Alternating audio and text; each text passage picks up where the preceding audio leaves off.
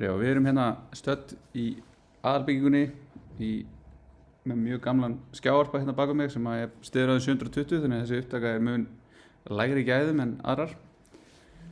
En það sem við erum svolítið að byrja á að fara núna er React. Þannig að námsefnið sem að ég setti fyrir og er bara nýta frá því fyrra og er bara nokkuð gott þar er í raun bara hvernig React virkar, hvernig þessi JSX element haga sér, hvernig við byggjum upp projektin, hvernig við struktúrum þetta, en við ætlum samt sem að taka bara dæmi og að tala okkur í gegnum svona hvernig þetta er í praxís hérna í dag og verkefni sem við ætlum að taka verður byggt þá á því að tengjast þessum vefþjónustum sem við erum að skrifa í verkefni 3 og í raun að endurgera framendan sem við gerðum svona server-side renderaðan í verkefni 2.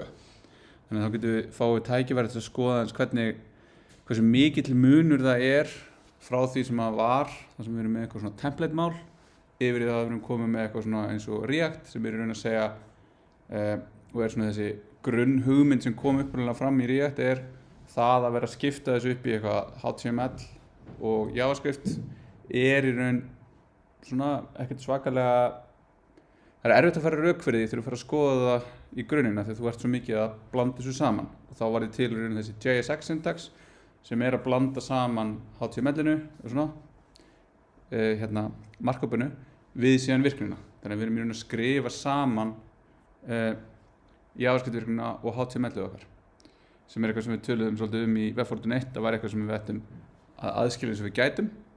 Þannig að þarna erum við komið með það sem við erum í raun að sameina þetta í svona þá öðru og svona svolítið breiðara konteksti en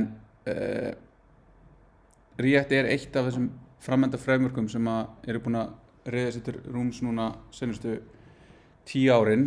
React er að verða 13 ára í ár, það var fyrst kynnt til sögunar árið 2009 sem því í raun og það er alveg frekar ungt svona sem tækni og hefur verið alveg brjálæðislega mikið adoption á því núna bara senustu nokkur ár. Og við ætlum að skoða þess að nota tvær útgáfur, svona framework, starter kit, hvað sem við kallum það, sem að byrjaði að skoða þess að Create React App, sem að er þá þannig að við búum til svona client renderaðan kóða, sem er þá í raun bara að keyra á clientnum og svipar þá mjög til það sem við vorum að gera í lokin í Webfortune 1, þar sem við vorum að búa til eitthvað svona forrit, þar sem við vorum með einhverja byrjunarstöðu sem var í HTML-in okkar og svo vorum við með eitthvað application, JavaScript, sem að breytti því steiti en það samt breyttist bara á clientnum. Það var ekkert að þá breyttist á clientnum að þá við vorum bara að endurskrifa dommið við það að gera eitthvað hluti. Og það er það sem að React er mjög gott í. Það er að halda utan þessar stöðubreytingar í forritum sem við keyrum í Vavra. En samt sem aður er React ekkert bara að hugsa fyrir það, heldur er það líka að hugsa bara fyrir almenna hluti þar sem þú ert með eitthvað sem þú getur renderað út sem eitthvað tré, hvort sem það er HTML eða eins og fyrir iOS eða fyrir Android. Þannig að þá er React Native í raun að nota nákvæmlega sömu pælingar en er bara að rendera út annan hlut úr þessu React tréi. Þannig að við erum með þetta virtual DOM sem React býr til. Það er síðan búið til eitthvað DOM úr því og síðan þegar við gerum einhverja breytingar, við ítum að taka, við sækjum gögn, við gerum eitthvað sem breytir stöðun á þessu tré að þá er fundið eitthvað diff á þessu tré og það er renderað út. Og það er svona annar þankagangur í React sem er kannski svona svolítið skrítið þegar maður byrjar að við erum alltaf bara að rendera allt aftur og maður heldur vá, þetta er eitthvað sem myndi ekki make sense, þetta tekur gett langan tíma, þetta er ekki performant eða eitthvað. Þá er í raun, þó svo að það sé búið að draga það vel í efa núna svona upp á síðkastið, að segja að dommið sé hægt. Dommið er ekkert hægt ef þú ert bara ekkert að gera eitthvað svona kjánalega hluti í. En það er að segja að það sem React gerir og þessi reconciliation algoritmi sem er í React sem að tekur eina útgáfu af trénu og nýja útgáfu af trénu og finnur smæstu breytingar sem þarf að gera til þess að breyta þarna á milli, að hann er mjög sniðugur og mjög svona performant og mjög bara virka mjög vel. Þannig að það sem að React er í raun að gera svona allur galdurinn í raun bara að sjá þessar DOM-breytingar sem við vorum að gera í Web.NET. Create element, remove node, append child, allt þetta það sem að React sér fyrir okkur þegar kemur að því að búa til viðmótun okkar. Og síðan eru bara svipar aðgerðir sem þá keyrðar í einhverjum öðrum umhverfum.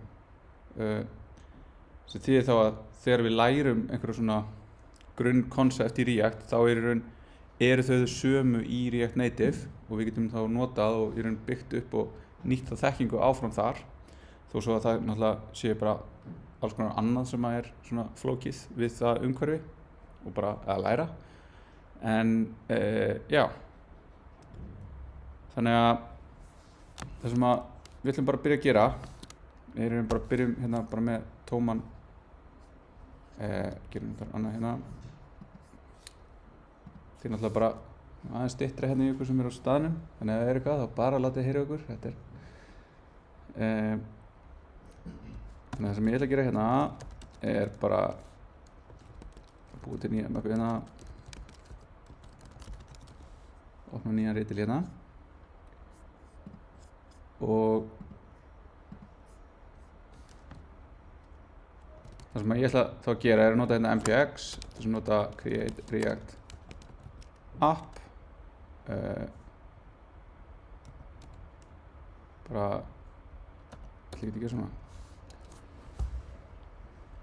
og þá hún í raun núna að setja upp alls konar dót inn í þessari möppu sem ég í núna. Ég setti punkt þarna þegar ég vildi nota möppuna sem inn í. Ef ég hefði sett heiti þá búið til nýja möppu sem inniheldur þá allt sem hún að sækja núna fyrir mig. Og þarna verið að sækja bara fullt af tólum. Þannig að í fyrsta lagi þá þetta það sem að React eða svona þessi framework sem við erum að fara að nota. Þetta og svo Next.js sem við ætlum að skoða í næstu eða þarnastu viku. Það sem við erum að fá bara fullt af dóti sem búið að stilla upp fyrir okkur. Öll þessi tól sem við erum búin að vera að stilla upp sjálf og við erum búin að vera að dúlla við og reyna að læra inn og svona. Þannig að það bara búið að sjá það fyrir okkur. Það bara sagt, hér þetta eru góðar stillingar samkvæmt einhverjum hópa af sérfræðingum og það sem við erum að fá núna þetta frá Create React App sem viðhaldið af Facebook sem í raun það fyrirtæki sem bjóð til React í byrjun og við fáum bara hérna success, created eitthvað við getum gert npm start þess að keyra upp eitthvað development server run build sem býr þá til statískar skrár, static files for production og þá erum við að fá bara eins og við vorum að gera í fyrsta verkefni, við erum bara að fá eitthvað sem bara statíst sem við getum þá bara sett upp á einhverjum vefþjón, hvort sem það á Netlify eða Heroku eða einhvers staðar sem við getum bara sett upp HTML, CSS og JavaScript og það mun bara keyra. Svo erum við með test, þannig að það kemur í raun test uppsetningu með þessu. Síðan hérna eject sem að tekur þá í raun svona og sýnir okkur alla flækjuna sem að Create React App að fela fyrir okkur. En það sem við erum með þá hérna, við erum með bara node modules eins og við þekkjum. Við erum með einhverja public möppu sem samsvarar þá bara nákvæmlega við þessa public möppu sem við vorum að nota í Express, þar sem við erum bara með einhverja svona hluti sem eru bara ég þarf að setja inn einhverja mynd og hún á bara að vera aðgengileg. Við getum sett hana hérna inn og þá verður hérna fav-icon verður bara aðgengilegt í slash bara í projektinu okkar. Index.html sem við skoðum eftir, svo erum við einhver logo hérna, eitthvað manifest, robots, txt sem eru í raun bara svona skrár. Manifest leyfir okkur að skilgreina einhverja svona metadata sem að aukalega fyrir hérna fyrir vefinn okkar sem að browserar peka upp, til dæmis eins og nýjasta útgáfan af Safari pekar þetta upp. Þetta var yfirleitt bara á hérna á mobile klientunum. Þannig að núna í nýjasta Safari þá sjáum við að liturinn á öllu Chrome-inu, það sem ekki Chrome-vafrinn, heldur Chrome-ið í forritinu sem þá allt þetta sem svona hérna til hliðar og svona, það litast eins og vefurinn vill að það litist. Við sjáum þetta líka í til dæmis eins og í Chrome í mobile, það verður svona litur í kringum hérna vefinn. Og það skilgreint í þessu manifest skjali. Svo robots sem að leyfir okkur skilgreina hverjir má Google botinn koma og skoða vefinn okkar. Þannig að þetta allt bara svona eitthvað svona standard dæmi. Síðan fáum við source möppu sem að passar þá við það sem við höfum verið að gera. Við höfum verið að geyma verkefnin okkar núna inn í Source. Þó svo að það sé eitthvað sem keyrir á servernum, þá það líka bara mikið notað að keyra það í svona þessum frameworkum líka. Og við erum með einhverja skrár hérna inni, svo erum við bara eitthvað gitignore sem er staðlað. Við erum með eitthvað readme sem þá bara kemur grunninn frá Create React App sem segir okkur bara hvernig við getum gert hlutina og hvað þeir gera, og svo bara vísanir í skjölun og eitthvað svona alls konar hluti tengt þessu. Og í package.json fáum við síðan það, við erum með einhver ákveðin dependency hérna. Við erum með þessar 3 dependency hérna fyrir testing, og það er verið að nota testing library sem er testing library sem var skrifað og hugsað til þess að testa DOM-ið, og til þess að rauna, ef þið hefði hugsað fyrir okkur, nú erum við búin að skrifa okkur testa sem er að testa okkur föll, hvernig myndi ég testa HTML element? Þá er testing library með svona helpera fyrir bæði bara DOM-ið, fyrir React og svo fyrir alveg niður í bara user eventa. Þannig að við getum bara skrifa test hvað gerist ef við bý til link eða button og hafa með on-click handler og einhver ítir á hann og býður í svona langa tíma og svona er þá þetta svona. Þannig að það er eitthvað sem að testing library hjálpar okkur með. Síðan erum við með dependency á React, og þá er React bara þessi core pakki sem sér í raun að gera það sem React gerir, og svo er React DOM sem þá í raun þessi renderer sem rendar út í DOM-ið. Síðan erum við með React Scripts sem er allt magicið hérna bak við tjöldin sem er að fela fyrir okkur. Það sér í raun að keyra upp hérna development þjóninn og búa til þessi build og gera og græja alls konar, búa til það sem þarf þarna. Og síðan erum við með Web Vitals sem sjáum aðeins eftir hvað við getum gert við. Og svo í raun skriftin okkar. Þetta bara rýmar allt við, bara eins og við höfum verið að skoða, nema nú bara búið að setja þetta upp fyrir okkur. Þá keyrir það með þessum React script, bara start, build, test og eject. Og svo hérna komið ESLint config sem þá bara að nota eitthvað config frá React app, og browserlist sem segir til mér þegar að þessi kóði sem React býr til, að það er búið til eitthvað JavaScript sem keyrt, og þá þetta eins og bundlerarnir sem við skoðum aðeins í fyrra, þó ekkert svo mikið, því að við erum náttúrulega með hérna ECMAScript modules, þá minnkar aðeins þörfin fyrir það, en þetta segir til hversu langt aftur í tíman viljum við að forritið sem búið til virki. Þannig að við segjum hérna það þarf að vera minnstakosti 0,2% heimsins samkvæmt browserlist sem heldur utan upplýsingar það hversu margir nota vafra, segir til ekki tæknilega dauðir vafrar eins og E11 held í orðin tæknilega dauður frá því að Microsoft hætti stuðningi við hann í desember í fyrra, ekki Opera Mini, og í development þá ætlum við að vera með, af því þá getum við verið með minni bundle, með minna af svona dóti, svona polyfillum sem þarf að setja inn, og þá erum við að segja að við ætlum að vera með seinustu 3 útgáfur fyrir Chrome, Firefox og Safari. Þannig að þetta er það sem við höfum hérna, og svo höfum við raun í Source það sem við ætlum að skoða eftir. En ef við skoðum aðeins fyrst hvað gerist í raun ef við keyri npm run build, þá er búið til þetta optimized production build sem þá í raun að taka og taka kóðun okkar. Þá í þessu tilfelli er engin kóði frá okkur, þetta er bara þessi boilerplate kóði sem fylgir, og hann er tekinn og pakkaður saman í þá einhverja minnstu útgáfu sem þarf til þess að þetta komist út. Þannig þá sjáum við raun allt úr public mappunni, því bara hendin yfir, við fáum eitthvað asset manifest hérna sem þá að segja í raun hvar eru skrárnar sem við erum að nota. Þá í raun búið að bundla þessu svona saman, þannig að við erum með hérna undir static erum við með CSS og JavaScript og svo eitthvað media. Hér erum við með eitthvað logo, þá er þetta logo sem hérna inn í þessu sem React logoið. Við erum með eitthvað JavaScript hérna, við erum með eitthvað CSS og við erum með CSS hérna sem búið að taka og minifæja, það búið að taka og setja niður í eins lítinn svona pakka og hægt fyrir allt það sem við vorum að nota. Svo erum við með source map sem þá til þess að við getum debugað á milli, við getum komast að því hvaða lína nákvæmlega þessi miðað við source skráðnar okkar, og síðan það sama fyrir JavaScriptið. Við erum með eitthvað main sem þá í raun React sjálft, sem bara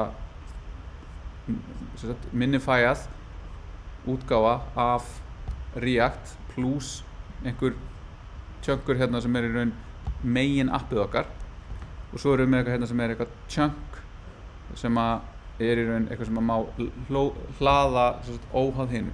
Við erum að segja að þetta kemur síðan inn í code splitting, þess að við erum að segja nú erum við búin að kaupa inn í það að við ætlum að vera að byggja allt dótið okkar með JavaScript, sem því við ætlum að vera með bara eitthvað engine sem gerir þetta fyrir okkur, og það bara gomma JavaScript sem fylgir þar.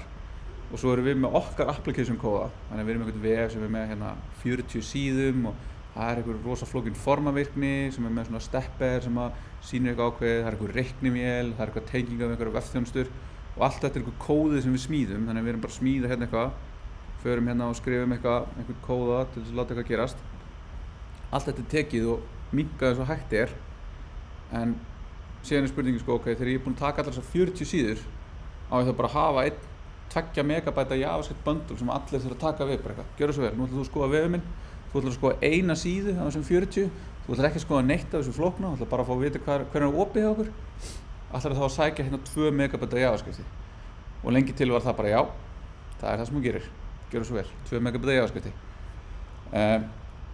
og svo þurfti browserinn að taka þessum 2 megabætum, afsippa þeim, kannski búið að sippa þeim, kannski bara 200, 300, 400 kilobæti yfir vírinn, afsippa þeim, parsa þau, og síðan að birta það sem þarf að gerast. Þannig að ef það einhvern veginn lent í því að fara inn á einhvern vef, það bara hvítur skjár mjög lengi, þá það út af því að það verið að rendera eitthvað svona client-side renderað application.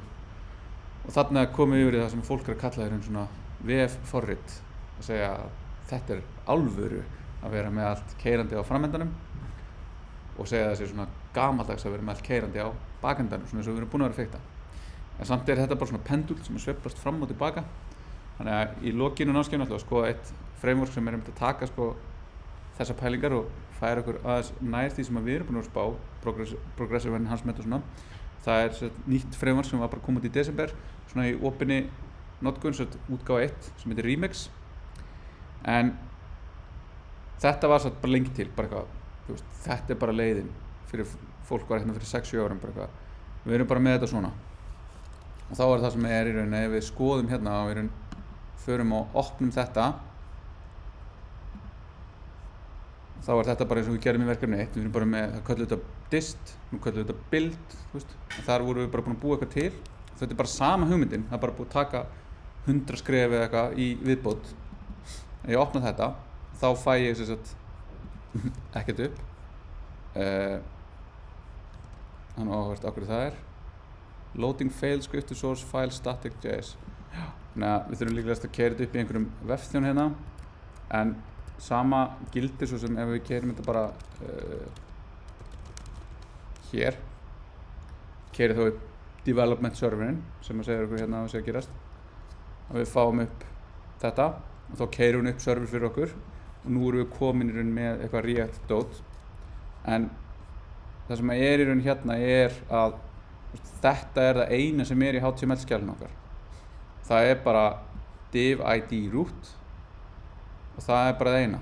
Það ekkert annað sem fer frá servernum yfir til clientsins í þessu setupi. Þannig erum við bara með þetta client-side rendering. Þannig að það bara clientin sem að rendera forritið okkar. Það ekkert að gerast á servernum. En við sjáum samt að það eitthvað að gerast. Þannig að það eitthvað, og það sem að React gerir að taka og setja inn í þessa rót renderað outputið úr því að keyra React appið okkar. Þannig að við sjáum að við erum einhvern header og þetta kemur allt fyrir undir þessu rút. Og það í raun bara einhverjir hluti sem að hreyfa sig. Þannig ef við bara gerum það sem við segja okkur að fara inn í app.js og breyta hlutum, að við erum og við ætlum bara halló heimur, og við fáum halló heimur hérna. Þannig að við reynum að sjá hérna bæði í einu sem að getur reyndar verið gengið frekar brösulega, svona. Ég geri hérna, ég vista og ég fæ hérna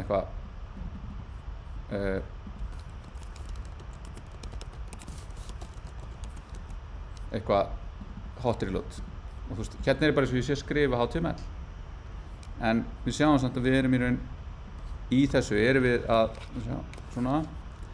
við að gera eitthvað annað, eitthvað svona sem lítur mjög svona skrítið út. Við erum með eitthvað fall sem heitir app og við erum að returna einhverju og við erum í raun að returna einhverju hérna sem er HTML en með einhverjum syntax inn á milli sem er að vera í raun að útfæra eitthvað, eða er að birta eitthvað. Þannig að ég get sagt hérna new date, punktur to isostring og ég fæ það hér.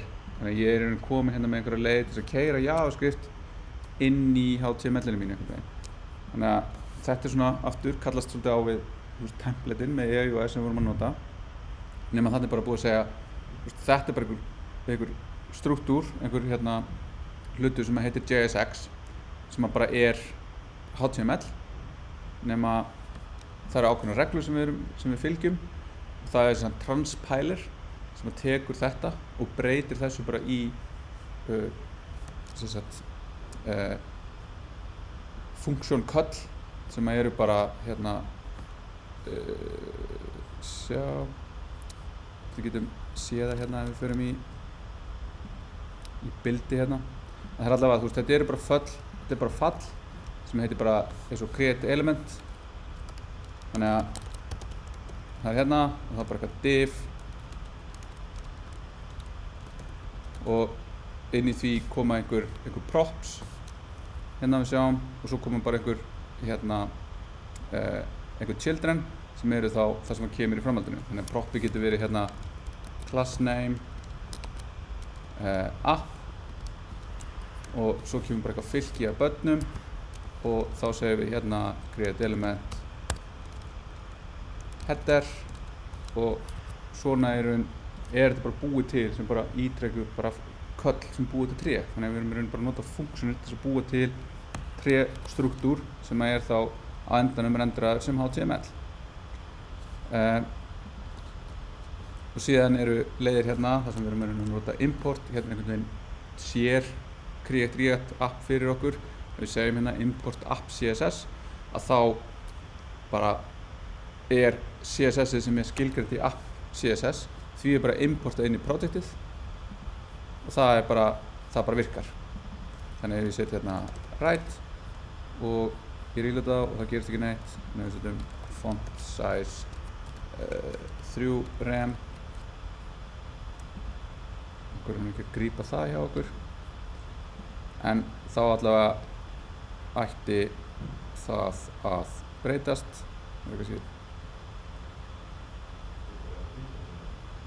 Já, maður ætti nú ekki að þurfa þess sko. Það er svona hot reload og fínt.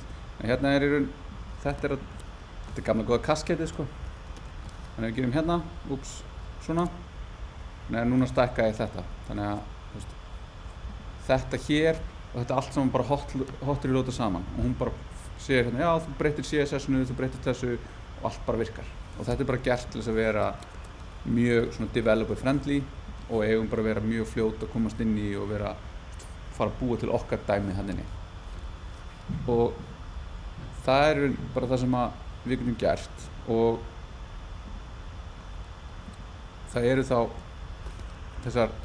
þessi fyrsti hjalli sem maður er að komast inn í er bara þú veist að sjá og skilja þetta JSX og þá er það þannig að við erum í raun bara syntaxin er eins og við skrifum HTML eða eins og við skrifum XHTML að við þurfum alltaf að loka elementunum okkar þannig að ég get ekki sagt svona ég get ekki sagt br á þess að self-closa út því að það þarf í raun að vera löglegt tré samkvæmt XML hérna þannig að ef ég var með þetta svona þá kemur villa hérna JSX element þess með corresponding closing tag þannig að gerum svona þá virkar þetta við erum með leiðir til þess að interpolata JavaScript breytur inn í attribute með því að nota þessi curly bracket í attributunum hérna, eða til þess að fá í raun efnið inn í það hérna, inn í bara string. Við notum class name út af því að class frátekið nafn í JavaScript, en þetta hægt að gera þetta svona sko, nema það var bara tekin ákvörðun á einhverjum tímapunktum að gera það ekki og hafa class name. Þannig að class name notað til þess að tengja við CSS, þar sem við höfum notað class, og við búum til þessa function komponenta. Þannig við sjáum í raun að þetta bara eitthvað function sem skilar okkur JSX elementi sem í raun tré, og það getur síðan komposað React element ásamt HTML elementum. Og þá komum við inn í þetta sem ég ætla að fara yfir á eftir. Ég ætla að klára bara að fara yfir hvað við höfum hérna, svo við skiljum aðeins hvað við erum að vinna með. Þannig að þetta gerist hérna, en þetta samt ekki nóg. Þannig að þetta í raun svona að segja, þetta appið okkar, þetta það sem eitthvað spennandi að gerast. En við þurfum samt að tengja þetta saman við í raun eitthvað, við React.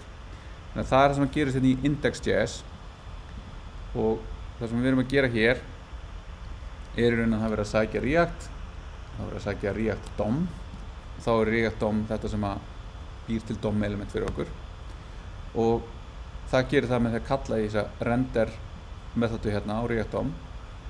Hérna eitthvað sem heitir React strict mode, sem að leyfir okkur að skrifa nú ekki neinn hjálpleg skjölun þarna, en hún grípur ákveðnar villur og í raun bara almennt betra að hafa kveikt á öllum villum, þannig að við séum þá líklegri til þess að vera ekki að gera neina villisur. Og það sem þetta gerir þá hérna að taka þetta tré hérna, sem að þetta bara alveg eins og hitt, nema hérna við í raun bara með þetta React.strict mode bara JSX element, og það tekið og það renderað, og það síðan sett inn í einhvern container sem að þá þetta root hérna. Þannig að þetta sækjum við bara þetta div id root, og við segjum bara React DOM renderaði þetta tré og settum niðurstöðuna því inn í þetta element. Þannig að með þessu þá getum við raun og veru renderað fleiri hlut tré inn í sama vefinn. Við getum verið með mörg React kerandi, svona marga hluti sem að renderast út, en yfirleitt og í langflestum tilfellum erum við bara með á einum stað eitthvað sem gerir þetta fyrir okkur, að rendera þetta út. Og eins og þegar við sjáum í next, þá í rauninni þetta alveg bara falið fyrir okkur. Við erum ekki svona spá í þessu, við erum bara að hugsa það að skrifa appið okkar hérna. Síðan hérna Web Vitals sem að eru nú ekki skrifið út hérna, en það sem að það gerir að skrifa út ákveðna hluti sem að segja til þessi first contentful paint, first interactive eitthvað time to first byte og largest contentful paint. Þannig þetta eru þessi hluti sem við fórum aðeins yfir í Webfortune 1 í bara alveg blálogin í fyrra, þar sem við munum sjá hvernig appið okkar að standa sig þegar það verið að keyra það upp. Og þetta þá í raun svona afleiðing af því að vera að keyra svona stór og mikil upp á klientnum, að þau eru meiri sig. Þau þurfa meira, það bara meira af öllu, og þá það tekur bara lengri tíma að rendera þau. Á meðan að hitt, að vera að rendera þetta bara beint frá servernum, þar sem bara skrifaðu eitthvað HTML, láta serverinn gera stóru vinnuna, jafnvel bara hraðara og betra í einhverjum tilfellum. Þannig við ætlum ekkert að vera að skoða þetta svo sem sérstaklega, en síðan erum við með app test hérna, og ef við förum aftur hérna, þá þetta í raun að nota þetta testing library og sér í lagi React leiðina hérna til þess að segja að við erum að rendera út eitthvað app hérna, þannig að þá þetta að taka bara eitthvað JSX element og það að segja bara eitthvað, nú ætlum ég bara að rendera þetta og það renderað inn í eitthvað sem bara geymt þarna í einhverju magic á bak við þetta testing library og síðan fáum við þá eitthvað sem einhver skjár og þá getum við queryað þennan skjá að einhverjum ákveðnum hlutum. Þannig við getum slögt á þessu hérna og við getum keyrt npm test og þá keyrum við testinn og þá segir hún hérna testið okkar rendera learn react link og þá það í raun að því að hún leitar eftir textanum learn react í þessu, þannig að ef við segjum lærum react og keyrum þetta aftur að þá finnur hún ekki þennan texta lengur, þannig að þarna erum við raun að sjá að hún að rendera eitthvað sem inn í þessu elementi alveg hinga niður inn í þessu hérna elementi, þessu 3 level niður erum búin að búa til tréð, hún búin að rendera út tréð í eitthvað og að spyrja sig hvað það sem renderaðist þetta þarna og þá sjáum við hérna að þetta það sem renderast og þá þetta svolítið öðruvísi við það þegar við erum að bera saman þú veist, ef við erum að testa hérna, ef ég legg saman 1 og 1 þá ég að fá 2 þannig hérna kemur í raun bara eitthvað ég leitaði í þessu tré, þetta tréð sem ég var með ég fann ekki þennan texta og þá þurfum við að ákveða þú veist, hvernig ætlum við að haga okkur í þessu þú veist, hvernig ætlum við að hugsa testun okkar þegar við erum að rendera út eitthvað HTML 3 og prófa það versus það sem við verðum að gera á þau þannig að skoðum það eins meira eftir sjá það spurning hvort að við tökum okkur pásu nema að hafa einhverjar spurningar, pælingar skýrt sko þannig að þá allir erum bara halda áfram að fara bara í gegnum það hvernig veist, við smíðum eitthvað og hvernig við höldum utanum og hvernig við vinnum með einhverja af þessum hlutum sem hægt að gera í React og hvernig það á vissan máta mjög þægilegt og mjög svona sterkasti parturinn við React þetta komponent model sem við erum að nota þar sem við erum að búa til og skipta forritunum okkur upp í ákveðna komponenta já en ef við ekki annars bara virða frímínútur og taka okkur 10 mínútna pásu og byrja eftir klukkan 15:48